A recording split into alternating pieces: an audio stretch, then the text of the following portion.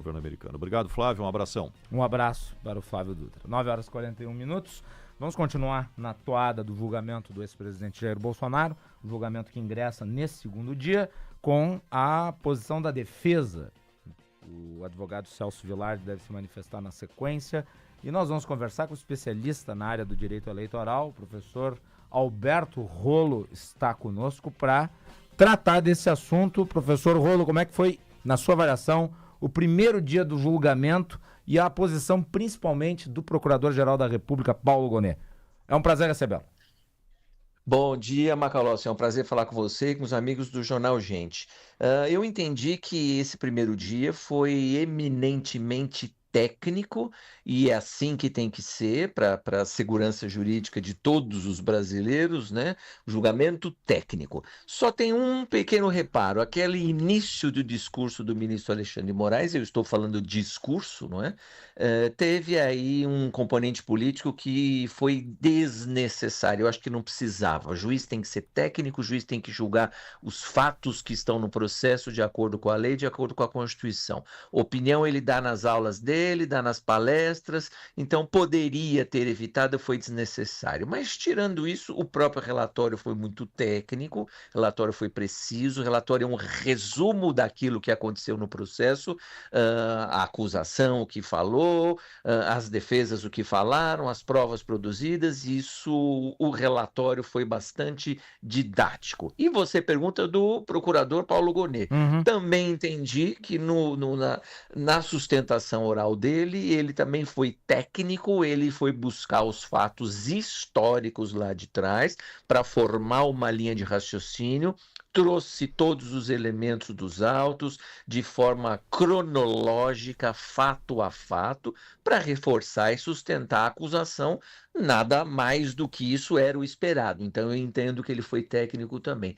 E os advogados que falaram ontem, cada um à sua maneira, cada um com a sua forma de trabalhar, com o seu jeito de expor os elementos da defesa, também foram bem, fizeram bem o seu papel.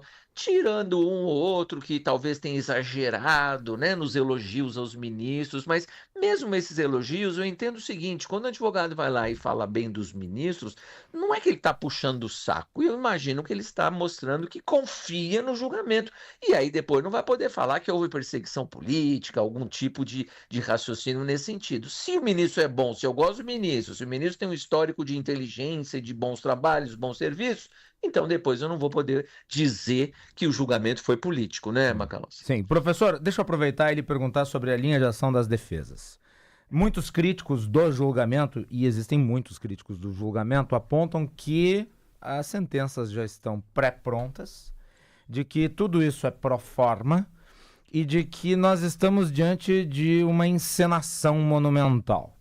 A minha pergunta é a seguinte, considerando estes argumentos, eu não estou subscrevendo eles, mas considerando esses argumentos, o que se pode esperar de uma defesa? No caso, existe alguma linha que está sendo percorrida que o senhor identificou como advogado, aliás? Então vamos lá, Macalossi. Eu também ouvi e li essas críticas dizendo que é tudo uma armação. Agora, isso é o papel da oposição, mas aí a gente volta para a política, né? A oposição política vai dizer isso, vai dizer que é uma perseguição, que é um jogo de cartas marcadas. Respondendo a sua pergunta, o que eu vi enquanto advogado, observei das defesas, que as defesas, tirando esse tempo gasto com elogios, também estão procurando ser técnicas. Eu vi análise de provas, é isso que se espera da defesa. Tem prova ou não tem prova?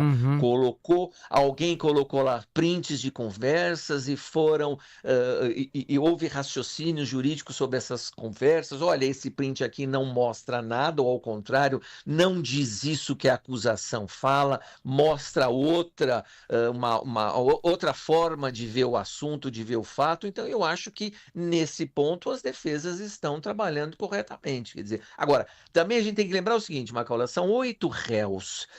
Os crimes são os mesmos na acusação, né? Então, também um não vai ficar repetindo o outro. Então, também dá para dar alguma desculpa se alguém usou o tempo para elogiar ministros, porque ficar repetindo mais do mesmo também acaba sendo cansativo. Por isso, até as defesas podem ter combinado. Não adianta ficar repetindo sempre o mesmo ponto vezes 8 defesas, né? Mas até onde eu vi ontem, as defesas que eu ouvi ontem, eu acho que foram também técnicas e procuraram debater a prova, que é a obrigação da defesa, porque o cliente vai ser condenado se houver prova. E aí vamos esquecer essas críticas de natureza política de que é um jogo de cartas marcadas. Professor, bom dia. Sérgio Stock aqui. Eu estou ouvindo a sua análise, mas teve uma expressão usada pelo Procurador-Geral da República que me chamou a atenção, que ele diz em determinado momento do ímpeto golpista, entre aspas. Isso é atribuído a um contexto técnico ou pode ser uma opinião ali disfarçada de aspecto técnico? Sérgio, bom dia para você Bom dia. também. Eu acho que num julgamento, né, tão grande quanto esse, tão movimentado quanto esse, com tantos elementos de prova, eu acho que às vezes alguém dá uma escorregada. Eu acho que ímpeto golpista, como você destacou, talvez tenha sido essa escorregada do procurador. Eu acho que dá para a gente considerar algum excesso, porque aí é opinião, né? Ele poderia simplesmente dizer que era vontade de dar o golpe ou praticar o golpe ou tentativa de golpe, que são os fatos do processo, e aí fazer acusação em cima desse raciocínio. Mas aí também é um jogo de palavras, mas pode ser considerado um deslize, sim. E aí você me lembrou, Sérgio, um outro ponto. Eu vi a manifestação da ministra Carmen Lúcia, que agora é a presidente do TSE.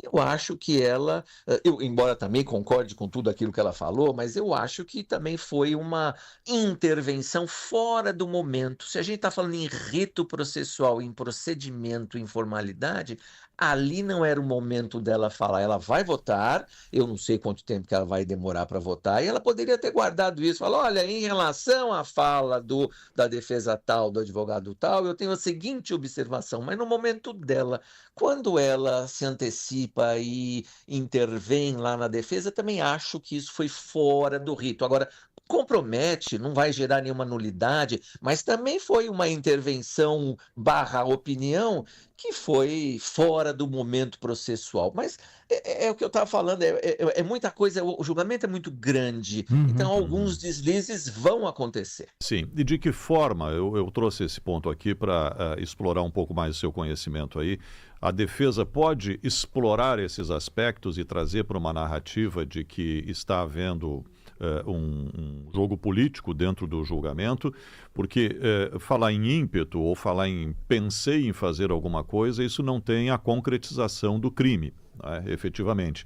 A pessoa pode pensar, mas pode não contar para ninguém, não falar nada, e o ímpeto está mais ou menos nessa linha aí, né? Teve um ímpeto, mas segurou e não fez nada. Pode haver uma exploração disso ou passa batido num julgamento como esse?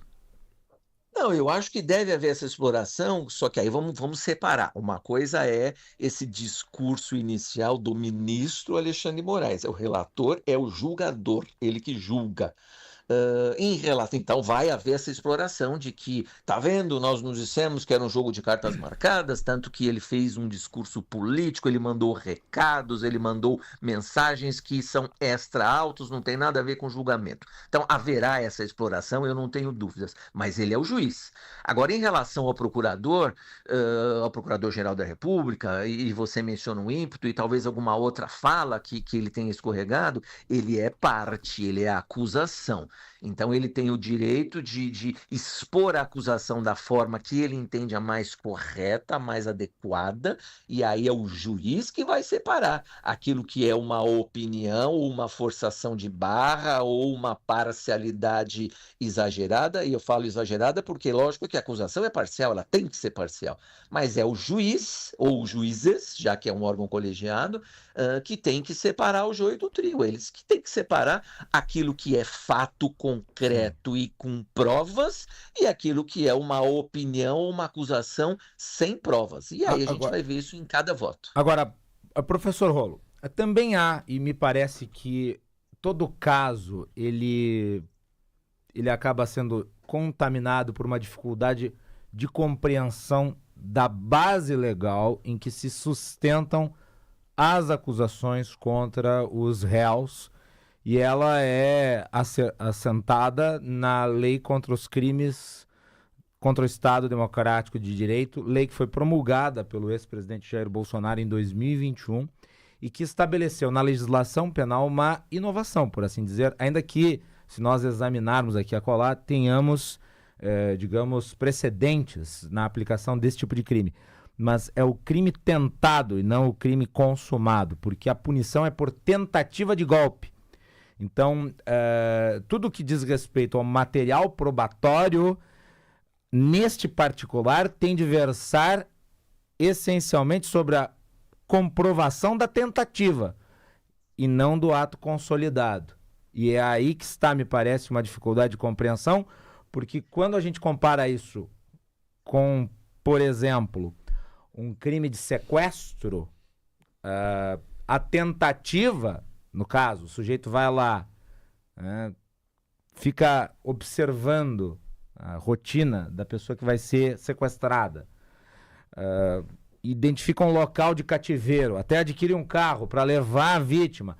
Todos esses atos que são anteriores ao ato formal de sequestrar não seriam considerados como atos criminais. Agora, nesse particular, em relação à tentativa de golpe de Estado, os atos preparatórios, por assim dizer, já configurariam o crime, pelo menos segundo a legislação. Como é que o senhor vê o debate sobre a aplicação desta lei em particular? Não, e é isso mesmo, você usou a expressão em juridiquês, atos preparatórios. Tem crimes, existem alguns crimes, que não prevêem punição para atos preparatórios. É um pensamento, uma conjectura, uma ideia.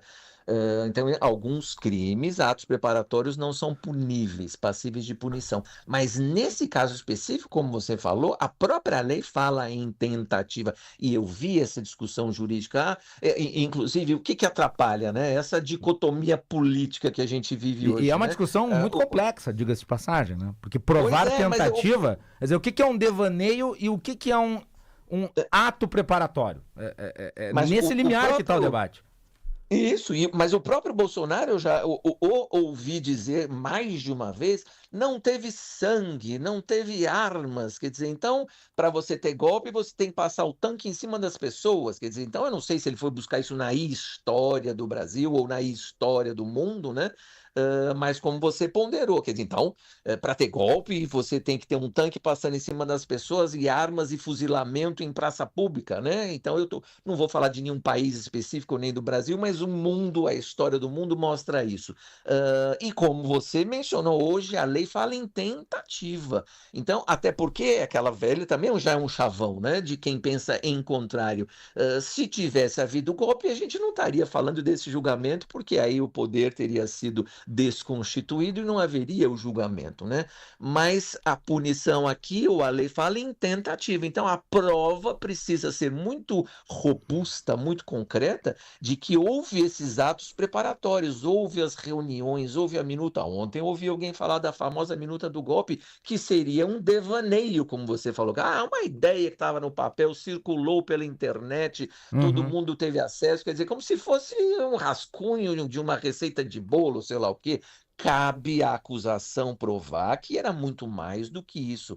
E cabe aos juízes decidirem se realmente houve atos preparatórios, tentativa e reuniões para fazer isso ou para fazer aquilo, ou se realmente tudo passou de um devaneio. Gostei da sua palavra. É isso. Sim. Os juízes estão lá para isso. Vamos seguir nessa linha do devaneio, professor, para trazer o seguinte: nós temos o julgamento aí do núcleo central desta trama toda. Nós tivemos em torno de 1.500 pessoas presas em função do 8 de janeiro, e grande parte delas já julgadas e condenadas, mas na linha do devaneio, tá? E na linha eu pensei em fazer alguma coisa, mas não fiz, ou até defendi alguma coisa, mas foi ali num momento, etc. e tal. Nós tivemos, especialmente nesses momentos da história do Brasil aí de acampamentos e tudo mais que se espalhou pelo país, nós tivemos milhões de pessoas dizendo em rede social abertamente que defendiam uma intervenção militar. Essas pessoas todas, aqui é uma provocação, né? Dentro dessa linha de julgar todo mundo que defendeu, que pensou em dar um golpe de Estado, não deveriam também ser processadas? Eu entendi que a opção do Poder Judiciário, a opção do STF foi processar aqueles que estavam no dia 8 de janeiro, que de alguma Sim. maneira praticaram atos concretos, ou acampamento, ou invadiram a praça, quebraram os prédios públicos. Então, eu entendi que houve essa opção. Os que Até foram porque além da você não vontade. Isso, até porque você não consegue processar, como você lembrou, milhões de pessoas que, de alguma maneira, e essa acho que é a opção do STF, e aí a intervenção da ministra Carmen Lúcia ontem, de alguma maneira foram enganadas, né, com uma narrativa incorreta. Olha, a eleição não foi legítima, então nós, o povo, temos que combater isto, temos que pedir intervenção militar para consertar essa situação, já que foi uma eleição ilegítima. Então, eu acho que essas pessoas que pensaram assim, algumas até que incitavam lá, dizendo vamos invadir o artigo 142 da Constituição, sei lá o quê, eu me lembro também dessa época, Uhum. essas pessoas poderiam, as que exageraram um pouco mais, poderiam também ter sido processadas, mas houve uma opção, quer dizer, vamos punir aquelas 1.500 pessoas que foram identificadas e que fizeram aquela balbúrdia em Brasília no dia 8 de janeiro. Os que fizeram a balbúrdia têm um fato concreto. Os que estão sendo julgados agora, o ex-presidente e seus mais próximos ali, não estaria nessa linha da vontade também, quando planejaram, ou pensaram, ou discutiram essa possibilidade? Pelo que está no processo, Sérgio, esses 8 réus foram um pouco mais além. Eu estou lhe fazendo Fizeram uma provocação reuniões. aqui, não é? Não, Sim, eu entendi. para que o senhor nos esclareça até onde isso Eu, pode ser materializado, né? Eu entendi, Sérgio, não estou pensando na resposta só para você, estou pensando em todos os ouvintes da Rádio Bandeirantes do programa Gente, Perfeito. que tem o direito de pensar em Claro. favor e pensar de forma contra também.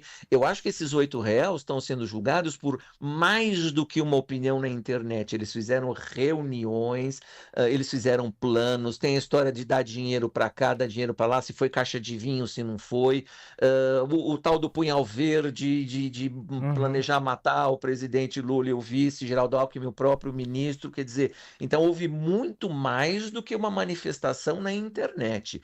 Então esses 8 estão sendo julgados por coisas a mais. Não, lógico, eles não foram lá e não quebraram o Palácio do Planalto ou a sede do STF ou invadiram o Congresso, mas ainda que eles não tenham quebrado a vidraça, eles planejaram de alguma maneira o tal do golpe. Agora, vamos lá. Para quem não pensa assim, para quem pensa em contrário, é isto que o processo tem que decidir. Talvez em algum momento, para algum dos réus e para algum dos crimes, ele possa ser absolvido porque realmente não tem prova da participação naquele crime. Vamos ver, é isso que os juízes têm que decidir. Professor, ontem, ao mesmo tempo em que se dava o início do julgamento do ex-presidente Bolsonaro, o ex-assessor de Alexandre de Moraes, Cláudio Tagliaferro, que está na Itália, ele fazia um contundente depoimento no Congresso Nacional, fazendo acusações pesadas contra o ministro relator do caso. A pergunta é, essas acusações feitas pelo Tagliaferro de que o Moraes teria manipulado a investigação, inclusive aquela investigação contra o grupo de empresários, dentre outras que constituem o chamado escândalo da Vaza Toga, na sua avaliação, elas impactam concretamente o julgamento? Como é que o senhor avalia isso? O julgamento em si, não, porque é aquilo que a gente está mencionando. A Mas não acusação... estabeleceriam, digamos, uma linha de ação contra o relator, como se suspeito ele fosse?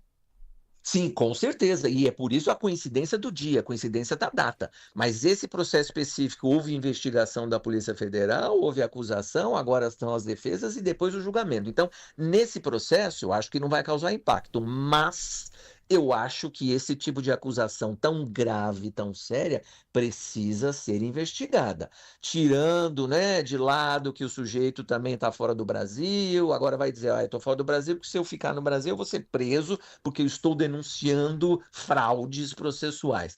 Agora, isso tem que ser investigado. Para isso, ele foi ouvido no Senado, e isso está formalizado num vídeo, numa ata, que vai ser encaminhado para a Polícia Federal ou para o próprio Ministério Público. Isso tem que ser investigado. A gente tem que saber, ele tem o direito, nós, cidadãos, temos o direito de saber se aquilo que ele fala é verdade, é correto ou não, e para isso tem que haver investigação. Lógico que os críticos vão dizer, haverá um protecionismo, onde já se viu, vão investigar que o Xandão agiu de forma incorreta, mas tem que investigar, e ele, sendo uma pessoa equilibrada e sendo uma pessoa justa, né, e correta, tem que dizer, eu quero que isso seja investigado e pronto. O que ele fez de errado, o que ele teria feito de errado. Professor, o julgamento ainda vai longe, tem uma expectativa aí até o dia 12, mas eu gostaria de saber do senhor, como profundo conhecedor dos tribunais, se o senhor faz uma aposta no resultado.